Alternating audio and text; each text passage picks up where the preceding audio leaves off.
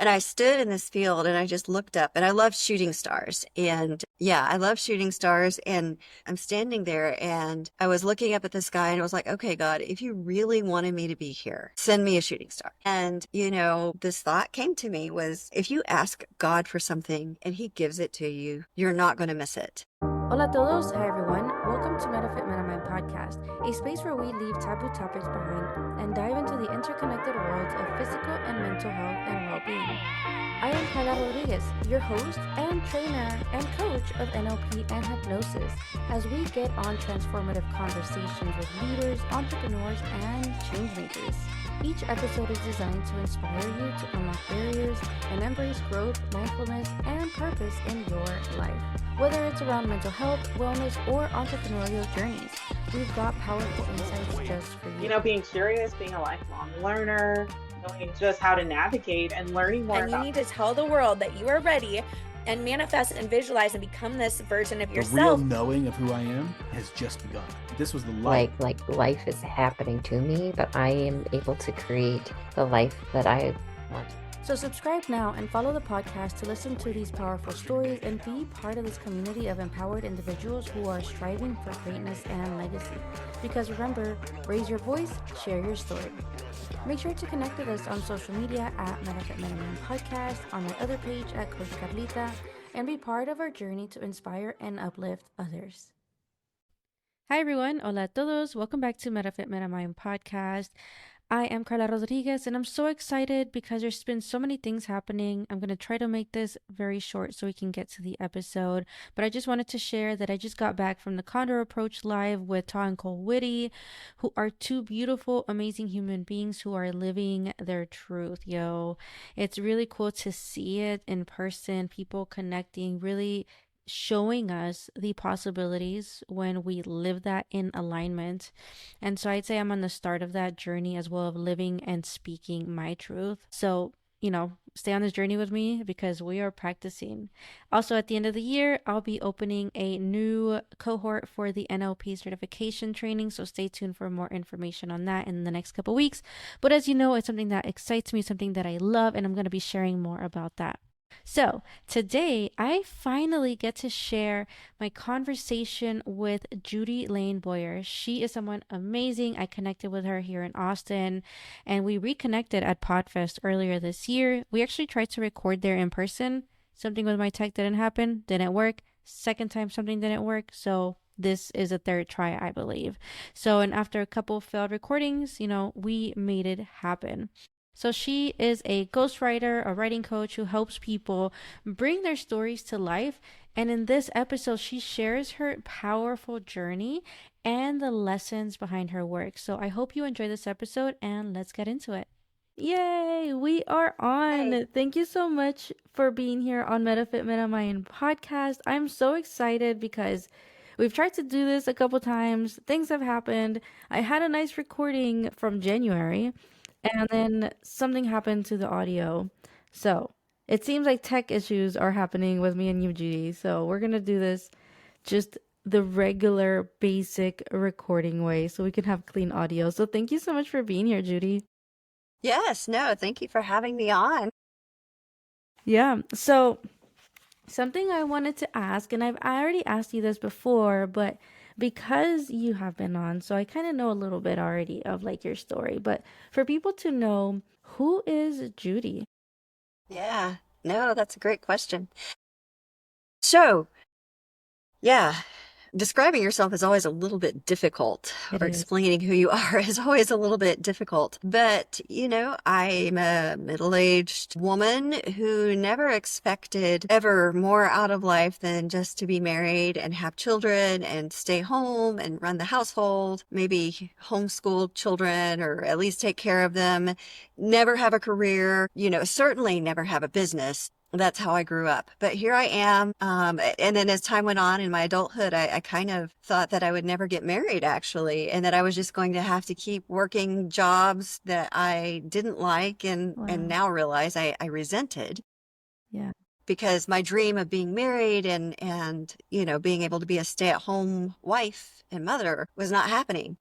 But, all these things, some that I wanted and some that I never expected, are true of me now. I am very happily married, almost 5 years, and I own a business doing something. Like this morning, I was like, I had to make myself stop. So like, I'm hungry. I need to go eat. Like I am so into what I'm doing and I know, enjoying it right? so much that it's just, I just love it. It could be like our diet working into what we Yeah, love. exactly.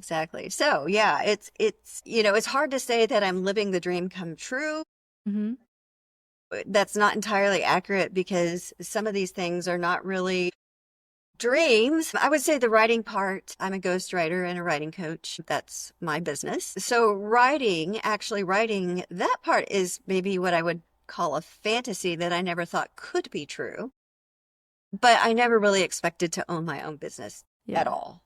So, and it's still in the growing stages. So it's not like I've reached the heights of success or anything. I'm still in the growing phase, but just so much of the pain and disappointment and frustration in my life has turned to blessing.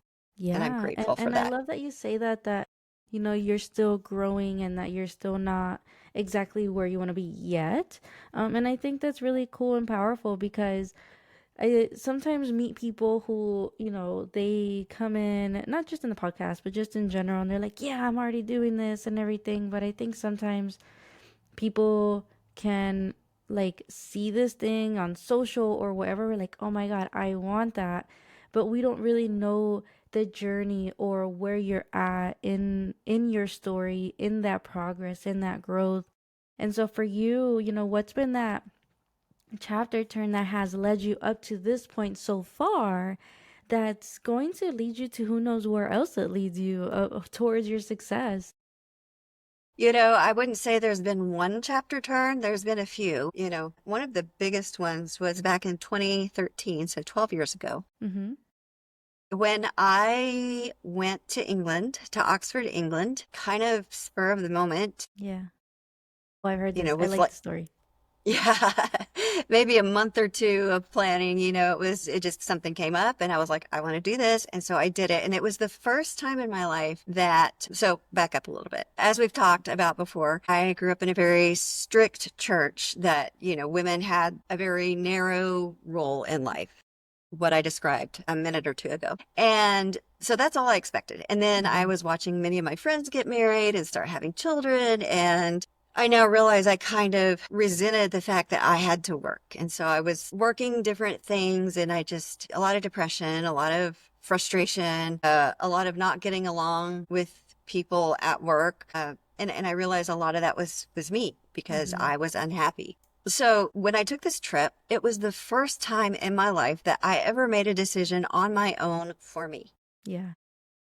It was, I'd taken some pretty cool trips before that. I'd gone to Israel. I spent 5 months in Peru, but Cool. all of those things, I'd bought a house. I had never done anything major in my life without like going to a pastor and talking it out. Is this a good idea? Is this what God would want? Yeah. And I still think that it's important to get advice. But Yes. the problem is I was relying only on advice. I was never really thinking about what I wanted or so I took this trip to Oxford because I grew up reading lots of fairy tales. My grandmother had her business, even though she was in that church. My grandfather was disabled, and so he was very limited. So I think that's how she got away with it. So she had a business buying and selling old and rare books, and so we weren't allowed to watch TV or anything. So I just spent my childhood reading. I was reading chapter books by the time I hit first grade and loved fairy tales. As I got older, I put it aside because the strictness of the religion I was in was very much like, you need to be practical, put away silly, childish things. But I had gotten back into fantasy. It's a long story. I won't tell it, but I gotten back into it by just sort of a happenstance thing that happened at work, and started realizing that, I love it. Number one. Number two, there's some good spiritual. It was the Narnia series that got me back into it, really. I love Narnia. It's fantasy, but it's very Christian based. And so I started seeing, there's some spiritual things that you can get out of fantasy. From there, jumped into Hobbit, Lord of the Rings, which was written by C.S. Lewis's good friend, J.R.R. Tolkien. And Yeah. so, anyway, this opportunity popped up for me to go to Oxford, England, to this conference that was a faith-based conference Mm-hmm. and spend a week talking about Tolkien and C.S. Lewis and their Yeah. works. And so I just kind of did it. It was, like I say, almost very spur of the moment. And that, I would say that trip is probably one of the most life-changing things I ever did. Yeah.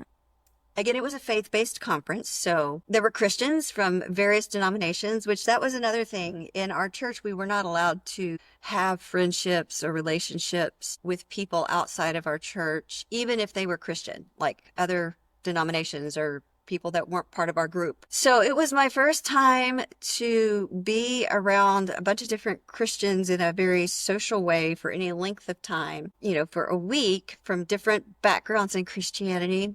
Yeah. And I started seeing that many of the things I'd been taught about Christians who weren't in our group were just not true. They were good Mm-hmm. people. They were dedicated people. They truly loved God. So that was one thing. But also, they treated learning, academia, going to college very Mm-hmm. seriously. They treated writing and being creative seriously. Yeah. And they treated fantasy seriously. Fantasy and Okay. science fiction fantasy. So those three things were, I had already kind of started going to community college because, again, I never expected to have a career. So I had never Yeah. gone to college. So yeah, I had started college just before I went on that trip, and that confirmed that this is a good direction. Yeah. And anyway, yeah, that's one of the big places my life changed. And over the next 3 or 4 years, I slowly but surely moved away from the cult I was Okay. in. Yeah. And yeah, my life is just totally different now. Like the old practices and everything. And this trip then it showed you like other possibilities and other things that you can do for yourself as well. Yes. And it Yeah. showed me too that I could still, it wasn't, it was, like God, the way I had learned about God was very much like he's in this box that you can Yeah. only please him this way. There's Mm-hmm. only, this very Mm-hmm. narrow way A that very you can one way side. follow him. Instead of realizing, he gave me this love for fantasy. And he Yeah. gave me this love for writing for a reason to Mm-hmm. use. Yeah. And so, yeah, that's, I eventually, I think it's such a gift too to be like to be someone who loves to read and to write because I think that's something that I think nowadays it's almost getting lost, I want to say, just from my outsider perspective of like, we have audiobooks. I'm a very auditory person, so I love them anyway, but like I love holding a book, right? But I think the practice of reading is not going away, but it's not as common as it used to. Like I remember fairs, like book fairs and everything that I would find out about and just so many things and I think it's cool that you have that gift to be able to yes. help people too, to say, hey, you can write your book too, so people can read this physical copy, and it stay in a way in basically history. It's like your legacy or whatever it is that you create. So I think that's the cool thing about what you do too. Yeah, no. And actually, you said it correctly. Reading Mm-hmm. is not going away. No. It is changing. Yeah. And some of that I don't like, but I think just like writing was one of the first ways that developed where people could express themselves to a Mm-hmm. much broader audience Yeah. than just the people they knew, the people around them. The Mm-hmm. printing press was invented, Yeah. several hundred years ago, and then people had the ability to start writing books. And so that was one way that people learned to and became, that's how you would learn things. And then we had, the telephone, telegraph, radio, and it Mm-hmm. became very auditory, Yeah. right? Yeah. And now we've added video with Yeah. movies and films and TV, and now what we're doing right now, Mm-hmm. video. Yeah. Video stuff, video Anybody podcasts can and do that, documentaries and history. And right? so I think it's really cool. And I like to write, but sometimes my life is so fast paced that I'm like, okay, I'm gonna record this for now because this is my thoughts right now. Maybe I can put it Right. on paper after. So yeah, I think that's such a gift. And I think like I said, I read somewhere that like kids ability to read or the percentages or grade levels that they're reading at now are not at the same level of like probably my generation Right. that we still had so many books to read Right. because reading from the screen still affects our brain in some kind of way. I don't have all the science behind it right now, Right. but like it's affected their brains in a way that it doesn't process the same way because Interesting. of the screen. And so Yeah. I need to look for this where I found this, but I just found that interesting. And so let me ask you this, Sure. in this process, you know, of you finding yourself, right? And it sounds like, and what I heard is that, you know, you would go to somebody to make sure that it was okay and like, hey, should I do this or should I not? Or what would God say or how can he lead me? Which is great. You're that spiritual part of you, that part of you that is like there. But what do you think in this process that the like how do I want to ask this? Like this process of like mental, physical health, emotional health, spiritual health, you know, how does that play out into your life now that you did find your own, I want to say like maybe self-reliance versus outside of you? So, excuse me, that is still an ongoing process. And I won't say that I don't struggle with it. I do Mm-hmm. almost daily, but it's getting easier. Yeah. And I think the big thing was not that the one thing that hasn't changed is that I want God's will in my life more than anything. That has not changed.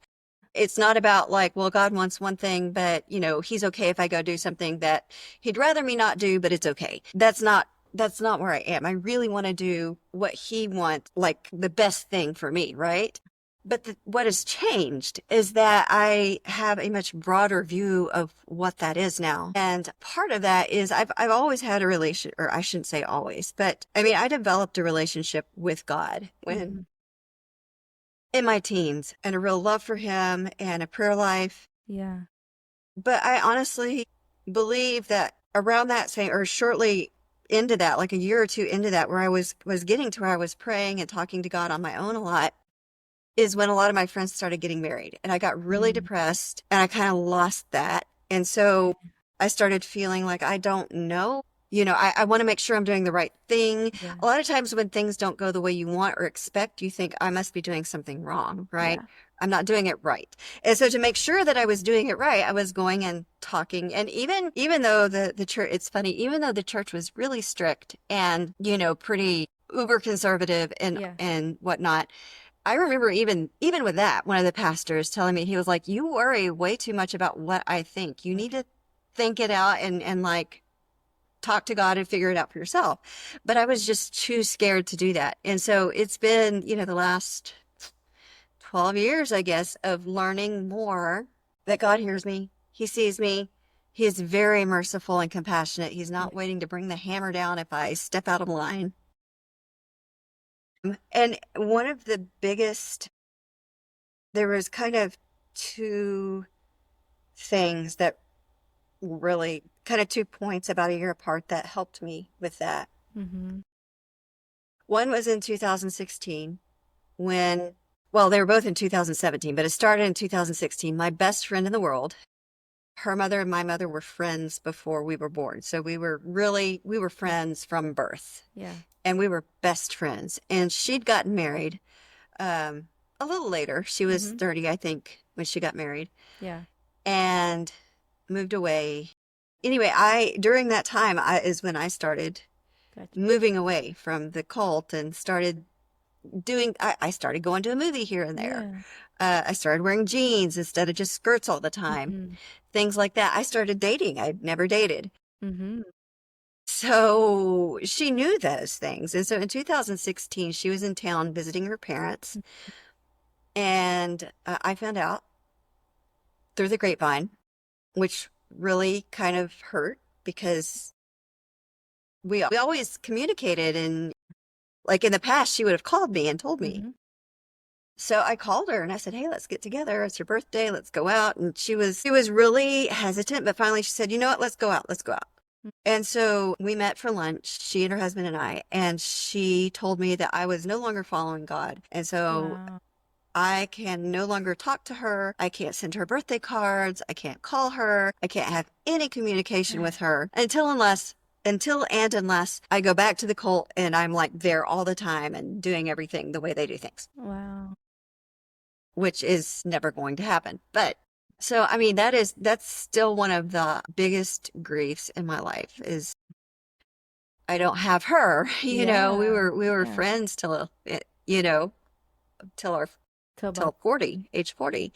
And so so there's a lot of processing that's still that's happening. well, I mean, I think I'm pretty. I still have to think about it and like forgive her. And I realize I need to, even more than her, I need to forgive her husband because Okay. in my mind, like she would never have done that if it weren't Yeah. for him. But Yeah. that's a whole nother story. Yeah. Over the next few months, I fell into this just horrible existential depression and anxiety, like scared I was going to go to hell, Mm-hmm. just like confused about like and by that time I had moved far enough away from the cult that I didn't know who I could talk to process things. Mm-hmm. Because I was like, if I talk to anybody that I know who's still in it, of course they're going to tell me, well, I need to come back, right? Yeah. Yeah. But I didn't know very many people outside the cult. I knew a few people, but not well enough that I could trust them. Yeah. So it was a lot of me. I just remember bawling my eyes out in the kitchen one day and just really literally screaming at the ceiling. Like, I don't know what you to do. I don't know what you want me to do. I don't know what you want me to do. And these words just came into my head so clearly. Why don't you let me handle it?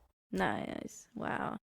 And it was just so clear, like not out loud, but just very clear in my mind. Like, why don't you let me handle it? And I had to trust that that was God. And so the next few months was me learning to trust him and wait. Like I wanted an answer right then. What do I do right now? Yeah. But I had to learn to wait. Yeah. And it was a few months later, I was working. I had been sent on a month-long project to upstate New York. It was January, so it was like 3 feet of snow on the ground. And I went to a little church up there, and they were talking about faith and just believing God. Mm-hmm. And so after that, I went walking in the snow. It was a beautiful sunny day. And I remember telling God, like, okay, I'm going to trust you. Yeah. I am doing things with my life I never thought I would do, but I'm going to trust that not just you, but that you love me enough that if I'm going the wrong direction, you'll let me know. And I mean, from then on, it was like my life took off. The next month, I got to go on this really cool mission trip, like helping Bible. I was a Spanish language translator at the time. Yeah. So I got to go, like translate in Africa, help people like translate the Bible. It's amazing. Then I got to go on this. Yeah. So about a year, 8 months after that, I went on this really cool retreat where God it was miraculous. I'd really been looking forward to the retreat. And then we got there and it was so structured Mm-hmm. that it was kind of, and there was a lot of noise. The church I grew up in, our worship service was like somebody playing the piano and we all sang out of the old hymn book. So like modern worship with all the drums and everything is like really, I'm more used to it now. It's still a little overwhelming for me. So, but that was all there was at this. Every time we had a worship or any sort of anything, there was like this worship music and it was like, and then we had to stay with everybody the whole time. We weren't allowed to like go by ourselves anywhere. Mm-hmm. And I was about to lose my mind. And so one of the ladies, I was at the point where I'm like, I'm leaving. But one of the ladies was like, hey, there was a bunch of people there from different churches serving. And she said, what if we get you up like before everybody else? So you can have like go walk around Okay. and just have some you time. And I said, sure. Yeah. So I did that. And the next morning I got up, she got me up at like 5 o'clock or something. And so I was outside, walking around. It was still dark. And I just was like, God, I really thought you wanted me to come to this retreat, but Mm-hmm. I'm not enjoying it at all. I'm not getting Mhm. anything out of it. It's causing a lot of anxiety. Yeah. And I stood in this field and I just looked up and I love shooting stars. And yeah, I love shooting stars. And every August, there's a big, like event over a couple nights when there's lots of shooting stars. And I'd wanted to do it, but I'd missed it anyway. And so I'm standing there and I was looking up at the sky and I was like, okay, God, if you really wanted me to be here, send me a shooting star.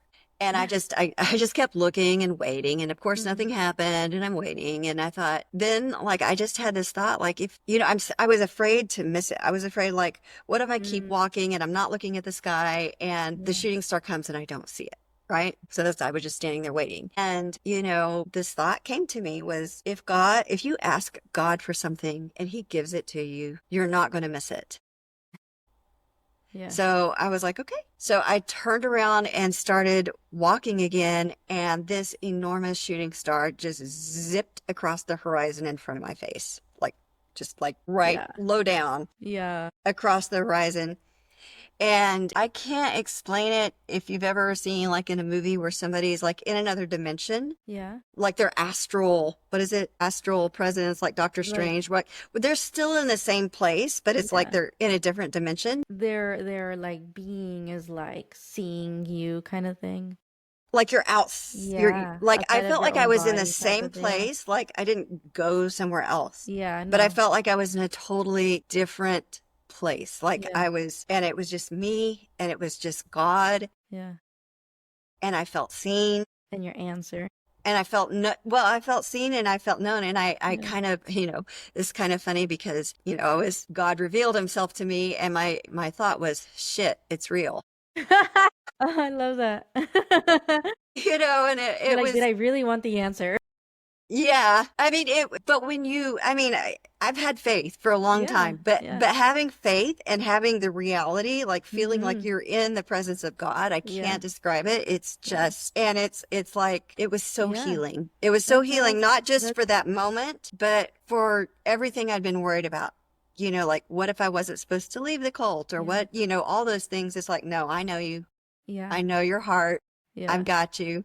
And so anyway, a year after that, I moved to Austin, transferred to UT, it was just my bachelor's, but I did the honors track. So I was able to do a thesis where I got to interview women in Guatemala and Tajikistan whose husbands travel to Mhm. other countries to work, and they're supposed to Wow. send money back, but a lot of times they don't. And that was just really good experience learning to interview people and put things together that Mhm. prepared me for what I do now, actually. Yeah. Yeah.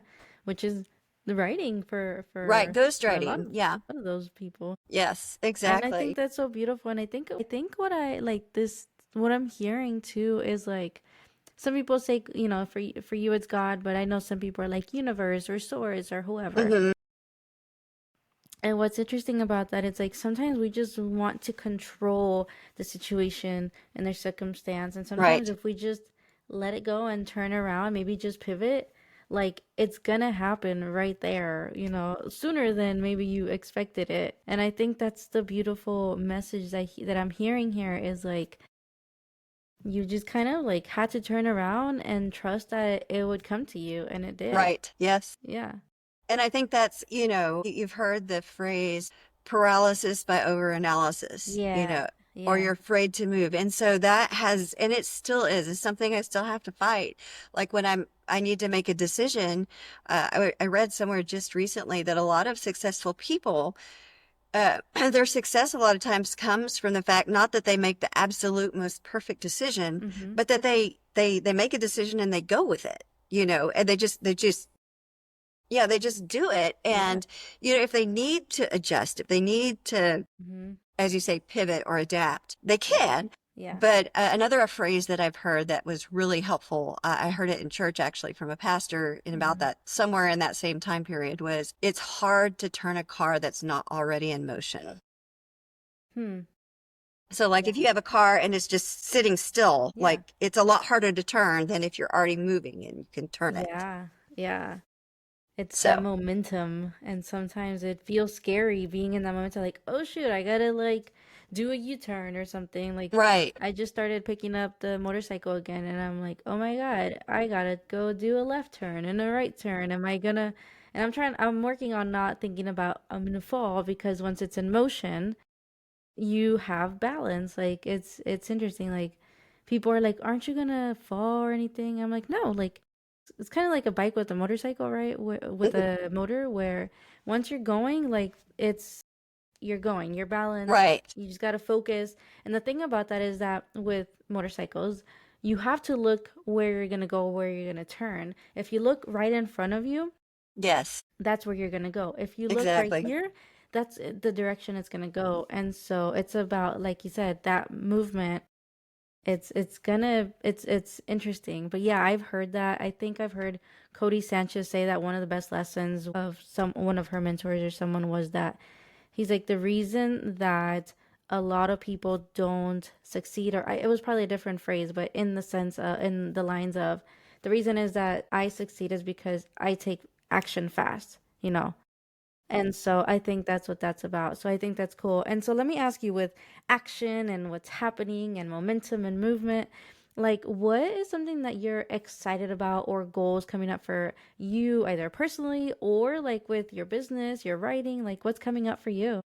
Yeah. So I hate to use the word excited or super excited because I feel like it gets way overused. In the business world, people are always excited. They've got this offer and they're so excited to Yeah, present it. And they've got this webinar and they're so excited to present that's it. true. But I use excited a lot. in this case, it is absolutely true. I am thrilled. How about that? I'll say Yes. thrilled. I am Wordsmith over here.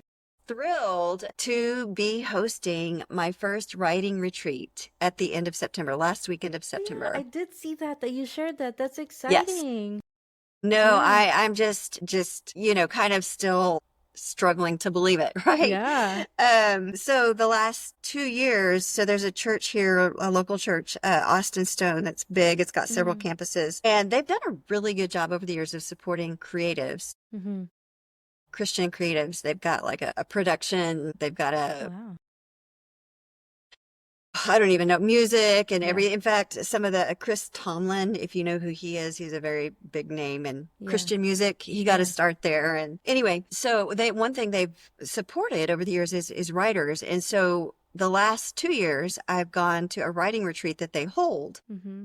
And it has been incredible, just phenomenal. I mean, I come on what you're there with other, fellow writers and all different skill levels, all different stages of writing, all different experience. Yeah. But just the energy of being able to feed off other creatives and rub Yeah. shoulders and just chit chat about Yeah. writing. And they do offer some, learning or, Yeah. like a little Opportunities. presentation Yeah. or a forum or something, but all of it's optional. All of Yeah. it was optional. So this year are not able to do that. They've got some other things going on. They weren't able to host it. So I'd kind of been toying with the idea and I thought, well, maybe this is a year to do it. Yeah. So yeah, I put it together. It's going to be at Camp Buckner, which is about an hour northwest of here. I think Okay. Leander or Okay. Burnett, somewhere in there. Yeah. Burnett, Leander, In that somewhere up north there. area. Yeah. It's up there, and I've been there for a church retreat, so I already know it's beautiful. Yeah. I mean, as soon as I kind of started saying, okay, this is happening, was talking with the camp and putting things together, I reached out to several professionals in the writing book industry. Uh-huh. And immediately I had 3 of them say, oh, I want to come. And 2 of them were like, I want to, if you want me to, I can give a talk. Yeah. And I'm like, wow, okay. Yeah. I guess this is This is you know, happening. this is, and so, yeah, so far I didn't know who all would be. It's because I'm putting it on and not the church is Yeah. actually going to be more expensive, way more expensive than what the church could do. It's still a lot of people are still telling me that's pretty inexpensive, but compared to what the church could do, it's a lot more expensive. So I Yeah. didn't really know like how many rooms to reserve. I reserved 2 rooms with 2 more like on hold, which Yeah. I need to let them know. Anyway, I've got 12 people coming, so I need to let them know that I need to Yes. let them know that, yes, we need all those rooms and we may need to put a couple more on hold because people are Yeah. still talking to me about it. So, Yeah. no, What a good I problem just, to have. yeah, no, I just didn't know what would happen, but it's like, it's Yeah. happening and it's so cool. And Yeah. hopefully we'll see how it goes, but I'm hoping Yeah. it can be a Well, then I'm yearly glad we're thing. doing this today again because Yes. I don't know that you were having this in January when No, I hadn't. so, I think it was just maybe meant to be that I'll get to share this Yeah. with my audience and Yes. your And listeners and readers that, hey, this retreat is coming in yes. September, right? Yes. In last weekend of September, Friday evening through Sunday morning, I have one friend coming who is she works with she has an agency that works with self-published authors she does it. They do everything from editing, cover design, interior layout through helping you publish, set up your royalty account, Yeah. market, so All she those does it all. things. So so she's coming and she's going to talk. Another lady who's been doing book marketing for over 20 years, unfortunately has a conflict that weekend, but she sent me 2 excellent videos that anybody who attends the retreat will get for Wow. free. Nice. And then she hasn't confirmed yet, but I have a fantasy author has 6 books out Wow. and also works for a publishing she also is part of a publishing company. Yeah. Very interested in coming. So That's amazing. I'm so it's going to happy for be you. It's going to be really good. Yes, it is gonna be good. I would go, but I have something that same weekend, so maybe next year. Because I do, like, personally, I do want to write a book, and I may have shared this with you back in January, but one of my goals is to record my mom so I can write her book, or so I can help her, you know. And so I just want to Right. ask her questions about her life and all of these Mhm. things, you know, so it can Mhm. be put into like something tangible that maybe Yeah. just for me, maybe, you know, we'll publish it, who knows, Right. right? But yeah, that's one of the goals. So yeah, if when I'm not gonna say if when you do this retreat again, Yes, definitely let me know, because definitely. I've been wanting to write a book or a couple books. I always get ideas. Yeah. And so let me ask you this. If somebody wanted to work with you for ghostwriting or and of course, for the retreat, where can they find you? So they can find me. My website is Audience Granted Mom. And again, I offer ghostwriting services. I offer writing coaching. Cool. So if people want to do the writing themselves, but they want the same process that I do for my ghostwriting to help them organize their material and get through it, I also do the coaching. Yeah. I'm on Facebook. I'm on LinkedIn. Yeah. So yeah, both of those places. The writing Perfect. retreat, same thing. You can go there. It's on all of those places. Okay. Cool. And I'll put all the links in the show notes. And let me ask you one last thing. If someone were to want to learn something from you, what's something that you would share with them, like a piece of wisdom? Wow. Okay. So this is something that I believe with all my heart. But if you don't know Jesus Christ, you need to get to know him and trust him and believe in him. He loves you. He died to save you from your sins and all the brokenness that's in this world. Mm. And when you live with him, a lot of times people give advice or they say, Mhm. well, whether it's religion, whether it's Mhm. a mindset or perspective or whatever, and your life will be so much better. The way I look at it is life is going to be hard. There's going to be hardships that come up, whether you follow Jesus, whether you don't. There's going to be great things, whether you follow Jesus, whether you don't. But it's 100% better to have him beside you through everything and, for guidance, for love. And then, so you can go to heaven when this life is over. Right. Yeah. So thank you so much for sharing that. It's so important because I know that someone's going to listen to that and it's going to change their life in some kind of way, or they're going to take action in some kind of way. So I'm so grateful, Judy, for having you back on here for like third attempt or something. And, finally making this work, even with all my tech Yes. issues in the beginning. I truly appreciate you, and I can't wait till this podcast is listened to. And for everybody listening, go follow Judy, go to her website, go do all the things, and write a book. So thank you so Yes. much. Write a book. Thank you, Carla. We'll talk to you soon. All right. Thank you so much for tuning in to today's episode. Remember, the conversations we have here are meant to spark growth, connection, and awareness that you can bring into your own journey. If you love this episode, please make sure to like, subscribe, and share with someone who needs to hear this message. Remember, follow the podcast on Instagram at MetaFit MetaMind Podcast. Connect with me on my other page at Coach Carlita, and now on TikTok at Coach Carlita as well, where I share different content on mindset, communication, health, and all the things a little more personal. Until next time, keep raising your voice and share your story.